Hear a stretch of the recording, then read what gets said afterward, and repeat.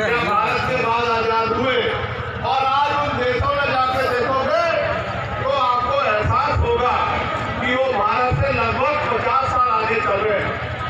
जब एक समय में आजाद हुए देश अगर बहुत दूर न चल सीधा खड़ा हो जाए, चाइना को देखा जाए, दिक्कत है ना थोड़ा सा सीधा। भारत की इकोनॉमी प्रेशर दे रहा है। जहाँ के नेतागण 5 ट्रिलियन बनाने की बात करते हैं, अगर हम चाइना की इकोनॉमी से उसकी तुलना करें तो हम 1/4 पर भी नहीं पहुँच पाए हैं।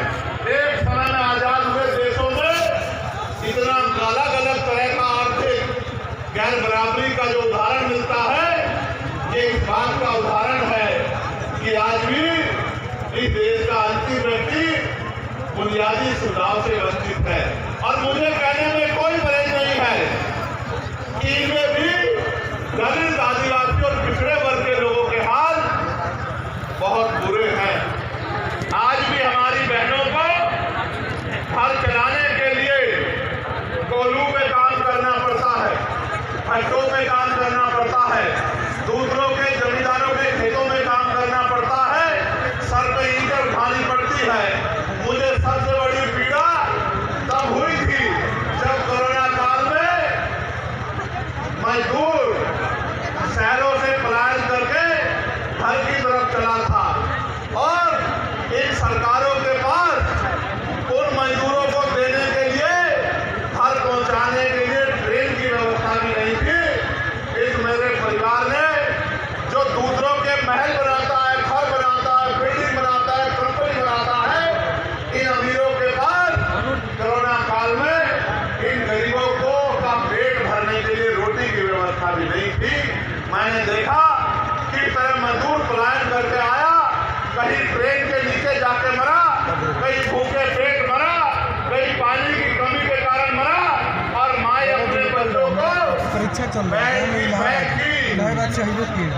पैर की चैन के ऊपर अपने बच्चों को लिटा लिटा के सफर कर रही। ठीक है, पैर में छाले पड़ गए, हाथों में छाले पड़ गए, गले सूख गए, हृदय गति रुक गई, हजारों लोगों की जान गई। लेकिन यहाँ की और केंद्र की निगम की सरकार बैठ के गरीबों की मौत का तमाशा देखती रही। ये हमने अपनी आंखों से देखा। सबसे ज्यादा मजदूर अगर देश के किसी कोने में जाता है तो वो बिहार का व्यक्ति है, जो अपना पेट पालने के लिए अन्य प्रदेशों में जाके रोजगार ढूंढने का काम करता है। ये इन 15-15 साल चली निकम्मी सरकारों की देन है। इन सरकारों की वजह से आज भी यहाँ का पढ़ा लिखा नौजवान रोजगार नहीं पा पाता है, और माताओं बहनों को भी घर को चलाने के लिए मजदूरी करना पड़ता है। गरिमाई जीवन देने का काम भी सरकार नहीं कर पाई है। आज जब हम लोग आजादी का अमृत उत्सव मना रहे हैं, अभी पार्लियामेंट में सेंट्रल हॉल में ये कहा गया प्रधानमंत्री जी द्वारा कि 75 साल हो गए हैं, ये अमृत काल है।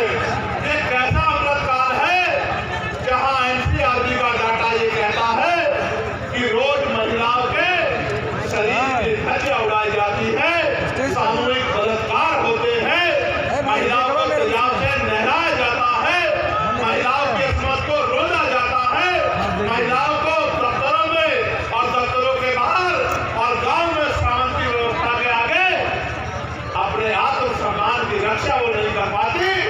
ये भी हमारे सामने है, और सरकारें कहती हैं और व्यवस्था कहती है कि भारत एक ऐसा देश है जहां महिलाओं को पूजा जाता है। मेरे बराबर में मीडिया की बहनें खड़ी हैं, नीचे महिलाएं जो पुलिस की नौकरी कर रही है वो बहनें भी खड़ी हैं। कभी उनके मन से भी पूछ के देखना कि रात को 10-11 बजे क्या वो उत्तर प्रदेश में, बिहार में या उत्तर प्रदेश में या देश के किसी भी प्रदेश में क्या ईमानदारी से निकल सकती है?